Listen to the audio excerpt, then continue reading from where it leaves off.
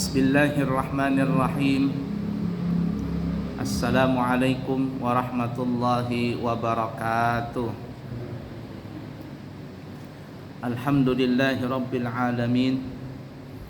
Allahumma fasalli wa sallim ala sayyidina wa nabiyyina wa maulana Muhammadin wa ala alihi wa sahbihi ajma'in, amma ba'du. Mari kita lanjutkan pelajaran kita, yaitu masih dalam membahas arkanus shalah. Pada pertemuan yang lalu kalau tidak salah kita membahas rukun salat yang kedua, takbiratul ihram. Betul ya? Yang pertama kemarin kan niat, yang kedua takbiratul ihram. Kemudian yang ketiga juga sudah bahas itu, berdiri bagi yang mampu. Ya, berdiri bagi yang mampu. Nah, sekarang kita akan membahas lagi rukun salat yang berikutnya, atau kita bisa katakan yang keempat, membaca suratul Fatihah.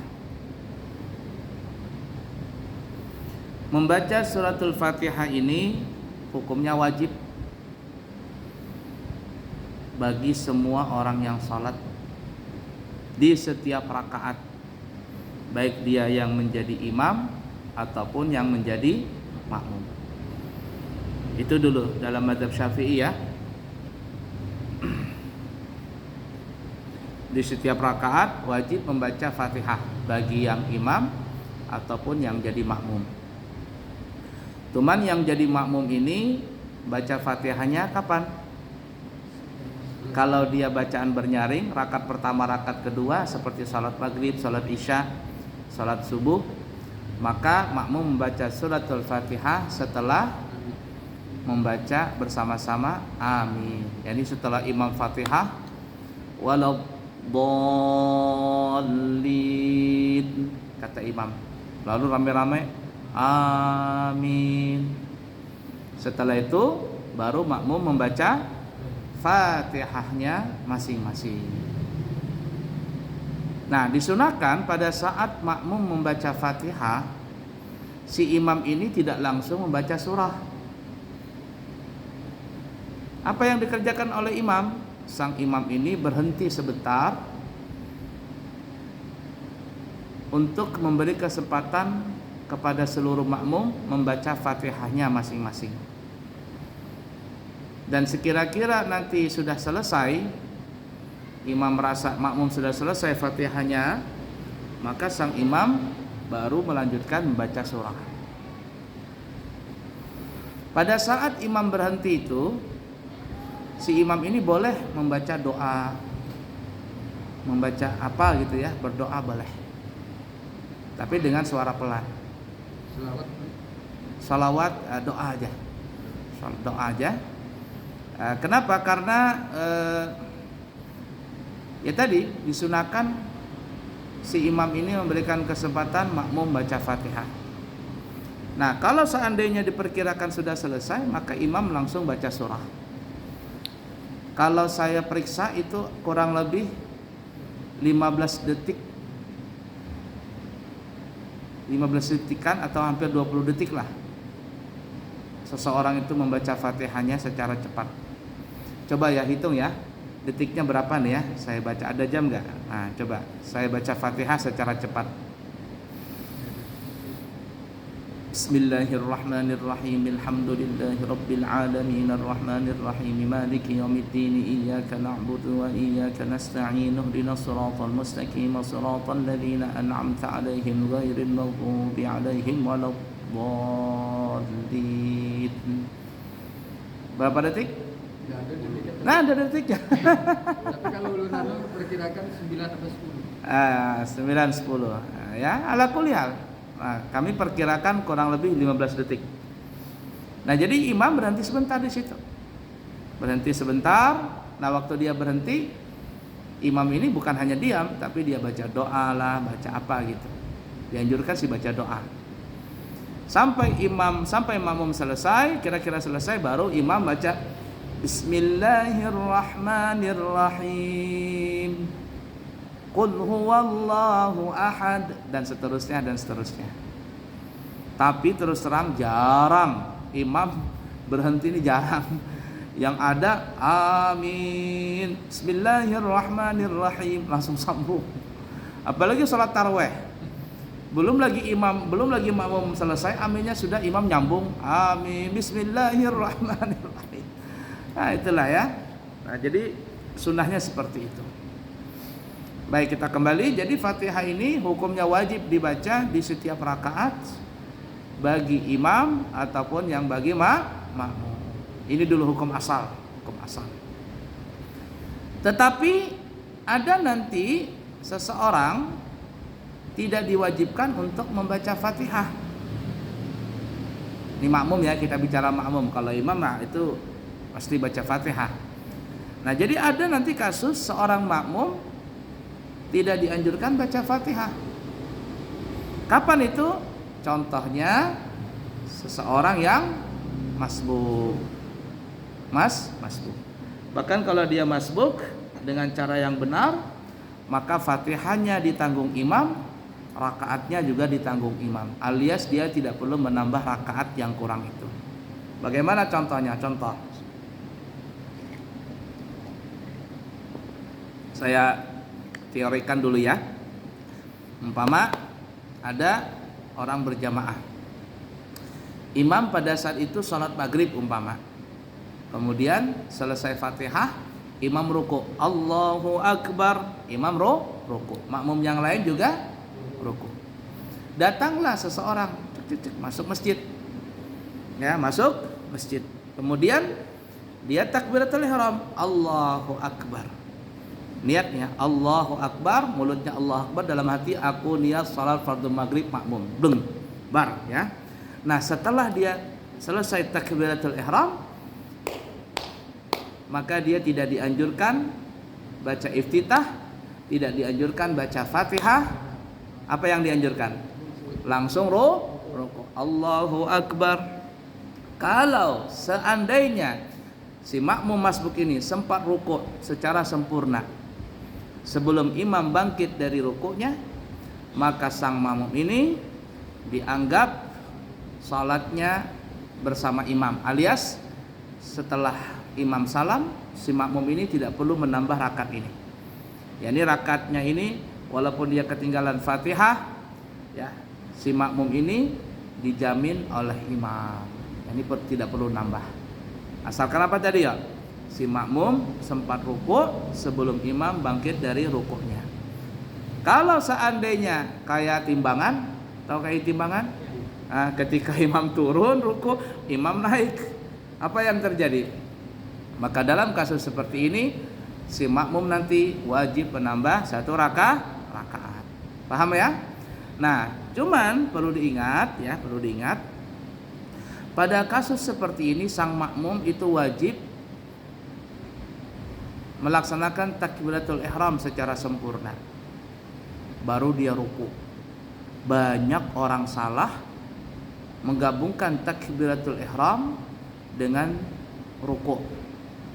Ya, ini pada saat takbiratul ihram dia langsung ruku. Salat seperti ini batal. Bagaimana contohnya? Contoh, imam ruku, dia datang, oh imam ruku, Allahu Akbar, takbiratul ihram langsung digabungin dengan ruku. Apa yang terjadi? Salatnya batal, tidak sah.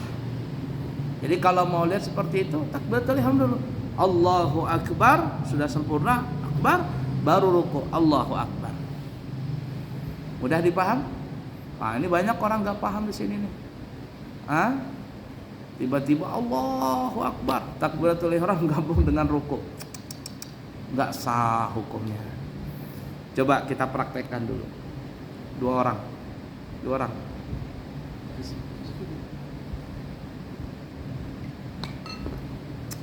Anggap saja sana kiblat ya. Siapa yang jadi imam? Pak Ipin jadi imam. Umpama ya, tangannya begini. Walam yakun lahu kufuwan ahad. Allahu Akbar. Gitu kan ya? Nah, sampean baru datang. Entar dulu belum diperintahkan. Nah, ini gini ya.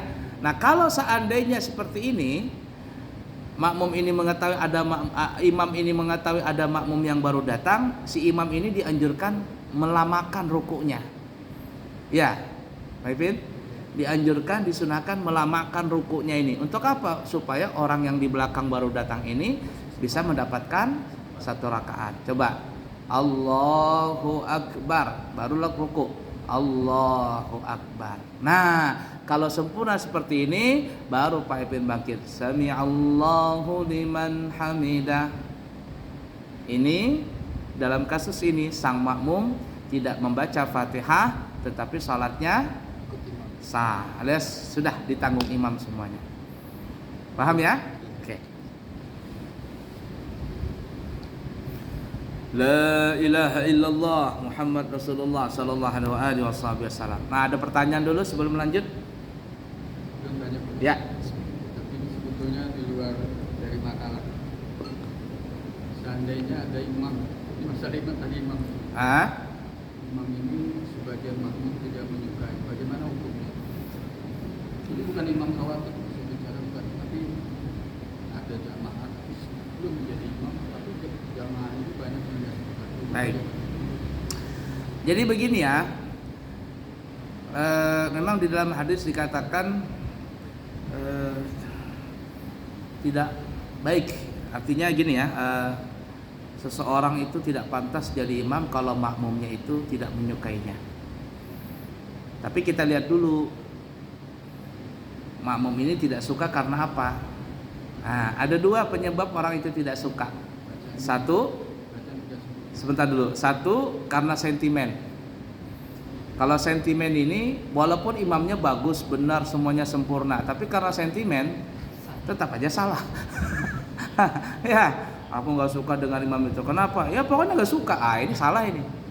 Yang salah siapa? Yang salah bukan imam, dia yang salah. Yang diperbaikin hatinya orang itu. Nah, dan orang seperti ini repot kita menghadapinya. Bahkan Sayyidina Ali mengatakan ya, kalau artinya tidak usah kita menerangkan diri kita kepada orang yang membenci kita, karena itu tidak merubah dia jadi baik juga kepada kita. Dan tidak perlu juga kita ceritakan diri kita kepada orang yang mencintai kita, karena itu tidak ada manfaatnya buat kita. Artinya gini ya, kalau kita nih disukai orang cinta dengan kita nih ya, walaupun kita bilang saya begini, memberikan melihatkan kebaikan kita kepada orang tersebut tidak pengaruh dengan kebaikan kita, karena dia sudah cinta. Itu yang dikatakan kalau cinta sudah melekat, tahi gigi rasa coklat. Tapi kalau orang benci dengan kita, walaupun kita memperlihatkan kebaikan kita, ibarat kata nih ya, kita telah menerangkan ini, tapi namanya orang benci, ya sudah, tidak perlu. Artinya semua itu sudah tidak ada artinya lagi. Kebaikan kita itu di mata orang membenci kita, tidak ada kebaikannya lagi. Nah, jadi kita lihat dulu, kalau orang itu tidak suka dengan imam, kenapa sebabnya? Sentimen pribadi. Kalau sentimen pribadi ini jangan digubris. Tapi kalau karena syariat, bagaimana karena syariat? Ini imamnya dia jadi imam, tapi nanti kalau di luar pakai celana pendek. Ini jadi imam, tapi nanti di luar pacaran. Ini jadi imam, tapi di luar tuh kelakuannya nggak baik. Nah, ini tidak boleh. Ya, tidak boleh. Artinya imam seperti itu dibenci masyarakat karena syariat. Artinya imam seperti ini tahu dirilah, tidak boleh jadi imam. Nah, jadi dilihat dulu kenapa orang benci. Ya. La ilaha illallah Muhammad Rasulullah sallallahu alaihi wasallam. Sayyidina Ali karamallahu wajhah, beliau pernah keluar dari masjid.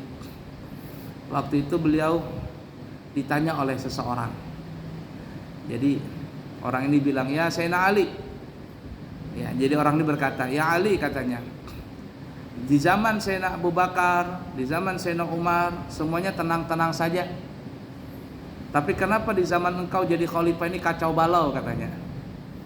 Ya, kacau. Di zaman Sayyidina Ali kan sudah mulai kacau itu.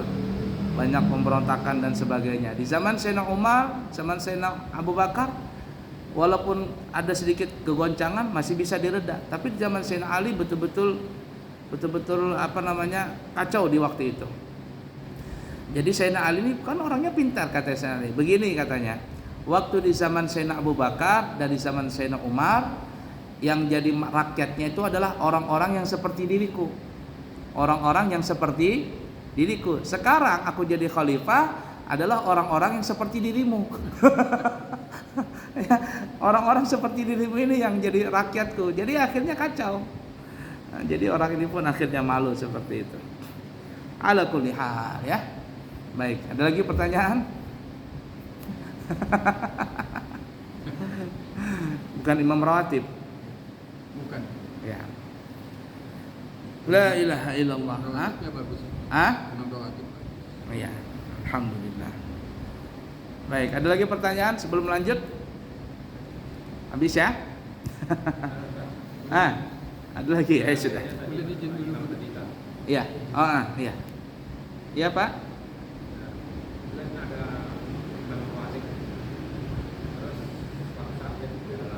Iya.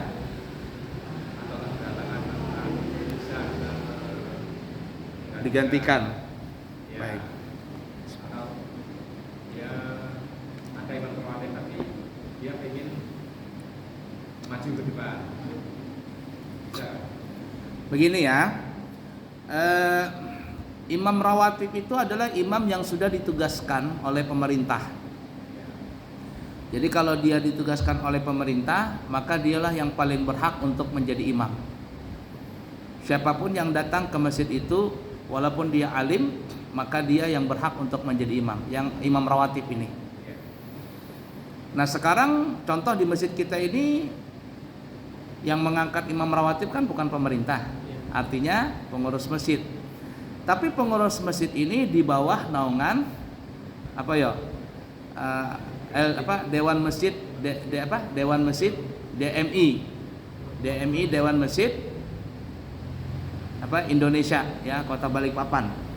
Nah, DMI ini bekerja sama dengan KUA, dengan Kemenak, dengan MUI.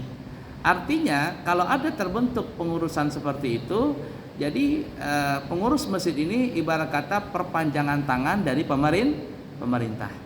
Nah, karena perpanjangan dari pemerintah, maka dipersilakan pengurus masjid itu, ketua dan seluruh jajarannya untuk mengangkat imam rawatib. Imam rawatib. Nah, ketika sudah diangkat imam rawatib, maka biasanya pengurus ini memberikan gaji. Memberikan gaji. Ada gajinya. Dan gaji ini adalah dari uang infak dan yang sebagainya. Dan pemerintah pun juga menggelontorkan dana untuk kemaslahatan masjid, termasuk adalah imam rawatib tadi. Ada gajinya, ada ya. Nah, jadi imam rawatib itu perpanjangan tangan dari pemerintah. Kemudian, seperti yang kita katakan tadi di awal, apabila sudah ada imam rawatib, maka dialah yang paling berhak untuk menjadi imam. Walaupun ada orang alim yang datang atau siapapun yang datang, maka imam rawatib ini boleh menjadi imam. Dia berhak untuk menjadi imam. Tapi kalau dia menunjuk atau bahasa kitanya, ada tamu datang, mungkin orang ini orang alim dan sebagainya, bacaannya lebih bagus, akhlaknya lebih bagus dan semuanya lebih baik, lalu dia mempersilakan orang alim ini, silakan katanya, maka orang alim ini boleh untuk menjadi imam, karena sudah dipersilakan oleh imam rawatib. Nah, tapi kalau tidak dipersilakan, maka imam rawatib boleh untuk menjadi imam. Gitu ya. Nah, kalau seandainya imam rawatib tidak ada ya, penggantinya juga tidak ada dan sebagainya, maka siapa yang paling baik di antara makmum pada saat itu, maksudnya di antara jamaah pada saat itu, baiknya segi bacaannya, segi pakaian, segi akhlak dan sebagainya, terutama ilmu salatnya, maka dialah yang dianjurkan untuk menjadi imam pengganti sementara. Mudah dipaham kira-kira ya. Saya mohon maaf ya, ini cerita pribadi, pernah saya tidak sebutkan masjidnya, saya mampir di masjid itu, salah satu masjid di Balikpapan. Memang saya tidak ada pengajian di situ, jadi ada sebagian orang yang tidak kenal dengan saya. Nah, saya masuk di situ sudah mau qomat ini, tidak ada imamnya nggak datang, entah kemana kata saya imamnya nih ya. Nah, sampai dikumandangkan iqamat. Iqamat dikumandangkan, setelah iqamat dikumandangkan, tidak ada orang yang maju, orang nunjuk saya, akhirnya saya maju. Saya maju. Ketika saya sudah berada di peimaman, tiba-tiba imam rawatibnya keluar dari mihrab. Keluar dari mihrab, saya juga kaget. Akhirnya dia langsung maju ke depan, saya mundur. Saya nggak ada masalah. Kenapa tidak masalah? Karena memang dia yang paling berhak.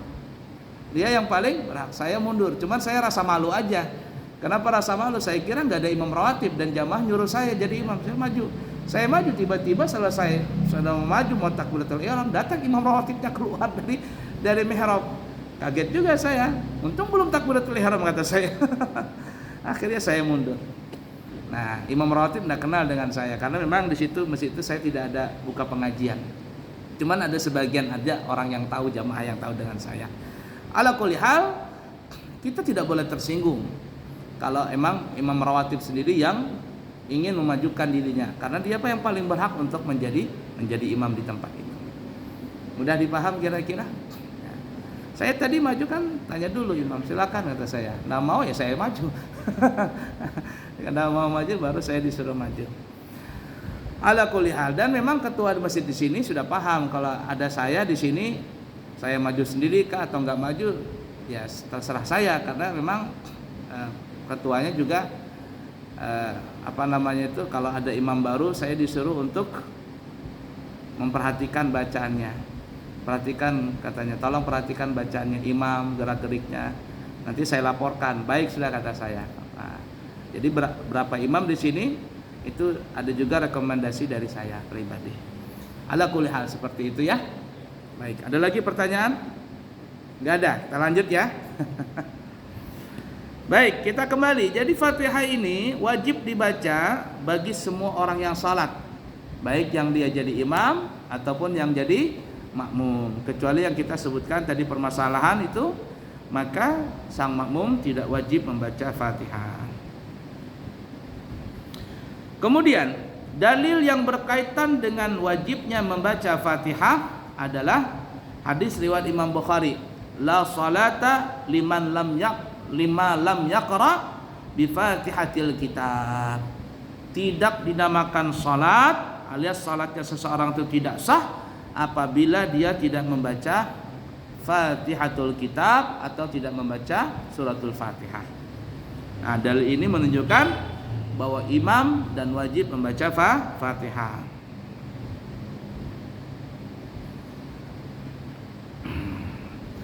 Dalam riwayat Imam Daruqutni, Nabi kita juga bersabda, la tujzi'u salatun liman lam yaqra bi Fatihatil kitab.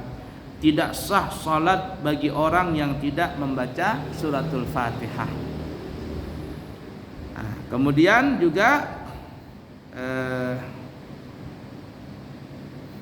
dan diwajibkan juga membaca bismillah ya, membaca Fatihah ini. Kita mazhab Syafi'i, kan Fatihah itu 7 ayat ya. Salah satu daripada nama suratul Fatihah itu adalah Sab'ul Mathani. Sab'ul Mathani adalah 7 ayat yang diulang-ulang. Jadi yang dimaksud adalah suratul Fatihah. Cuman ya tadi nama lain daripada Fatihah yang kita sebutkan Sab'ul Mathani ini kurang masyhur di telinga masyarakat. Kurang masyhur. Mungkin sebagian masyarakat nggak tahu itu. Rata-rata kan orang biasanya kalau pembawa acara itu ya, dia bilang biasanya begini, untuk keberkahan majelis kita, marilah kita mulai majelis ini dengan membaca Ummul Kitab, kan ya, Al-Fatihah gitu kan ya, Ummul Kitab, atau membaca suratul Fatihah, itu jelas sudah Ummul Kitab atau Ummul Quran. Belum ada sampai sekarang menyebut Sab'ul Mathani. Mungkin kalau Sab'ul Mathani bingung orang, bapak-bapak, untuk bapak ibu semuanya, untuk keberkahan di majelis kita ini, marilah kita awali acara ini dengan membaca surah Sab'ul Mathani. Bingung sudah orang, Sab'ul Mathani, surah apa itu Sab'ul Mathani? Pada Sab'ul Mathani itu artinya Sab'ul Mathani, 7 ayat Al-Mathani yang diulang-ulang, yaitu suratul Fatihah. Mudah dipaham kira-kira?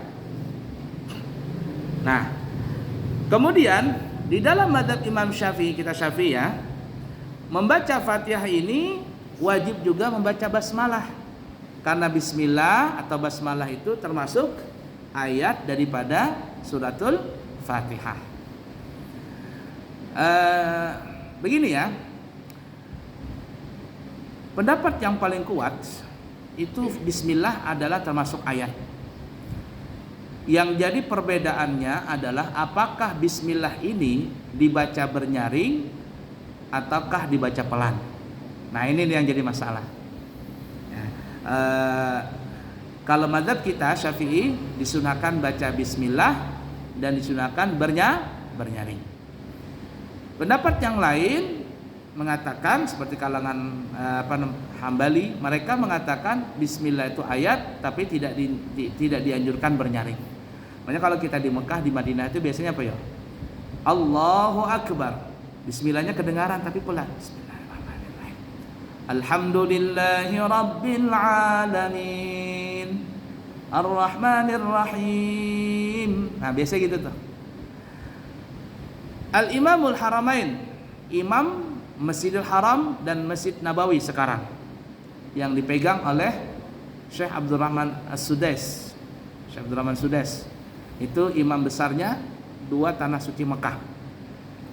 Semua imam-imam yang ada di Mekah, di Masjid Haram dan Masjid Nabawi, itu semuanya adalah yang mengangkat adalah Syekh Abdurrahman Sudais ini. Nah, waktu Syekh Abdurrahman Sudais berkunjung ke Indonesia, terutama di Jakarta, pada saat sholat Jumat beliau diminta untuk menjadi imam.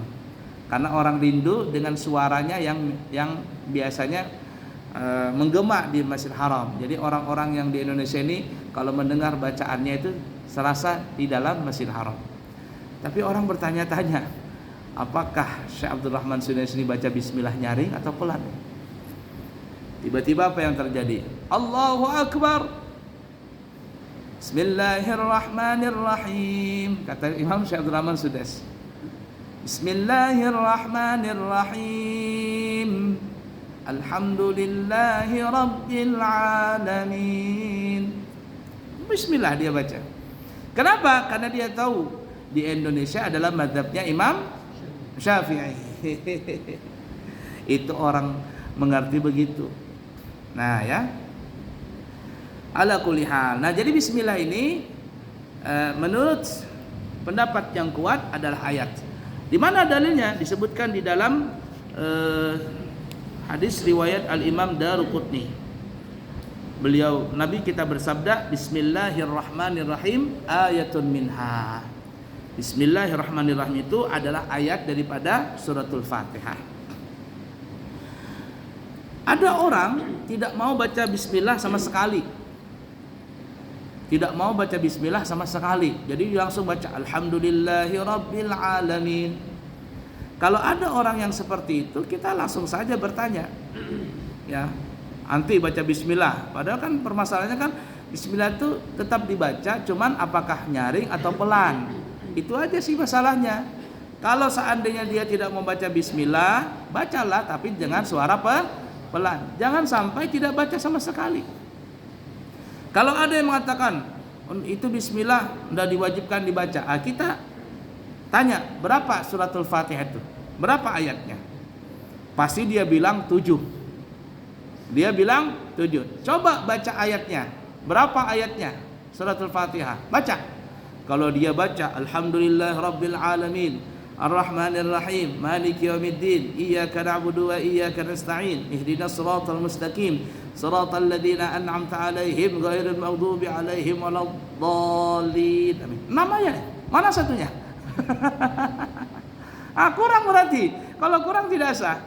Oh dia beranggapan itu ayat ke-6, ayat ke-7 yang siratal ladzina an'amta 'alaihim, itu ayat ke-6 katanya. Ghairil maghdubi 'alaihim waladdallin, ayat ke-7. Kita jawab lagi. Kamu mengatakan siratal ladzina an'amta 'alaihim ayat ke-6. Ghairil maghdubi 'alaihim waladdallin ayat ke-7. Kamu baca Quran yang mana? Cetakan mana kamu baca? Saudi, Madinah, atau di mana kamu baca? Indonesia? Buka Quran cetakan manapun. Tidak ada siratal ladzina an'amta 'alaihim ayat ke-6. Ghairil maghdubi 'alaihim waladdallin ayat ke-7. Enggak ada itu. Shiratal ladzina an'amta 'alaihim ghairil maghdubi 'alaihim waladdallin. Itu satu ayat semuanya. Jadi orang yang anti dengan bismillah, bacalah, tetap baca. Tapi masalahnya kalau mau menyaring boleh, tidak menyaring juga ora opo-opo gitu loh ya. Ora opo-opo. Saya pernah jadi masuk ke masjid ya, salah satu masjid yang di situ bukan paham ahli sunnah wal jamaah, maksudnya bukan paham Syafi'i. Jadi waktu itu disuruh jadi imam, selesai pengajian jadi imam. Pak, ayai jadi imam. Oh iya saya. Tak lihat kan cuma mimbarnya aja. Kalau mimbar begini berarti ini NU nih. Kalau video ini meragukan. Jadi kata saya, ini bismillah, pakai bismillah atau tidak? Di sini bacanya.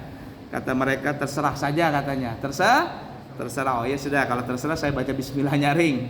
Baca wirid apa enggak? Enggak baca wirid. Oh iya sudah, enggak apa-apa kata saya. Jadi ketika jadi imam tetap baca bismillah. Nah, ketika selesai salam, diaman aja kita. Nah, jadi perlu toleransi, itu perlu diperhatikan ya.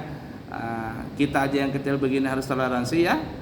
Kenapa? Karena Syekh Abdul Rahman Sudais yang notabene-nya Imam Haramain masuk ke Indonesia, beliau paham ini adalah mazhab Syafi'i.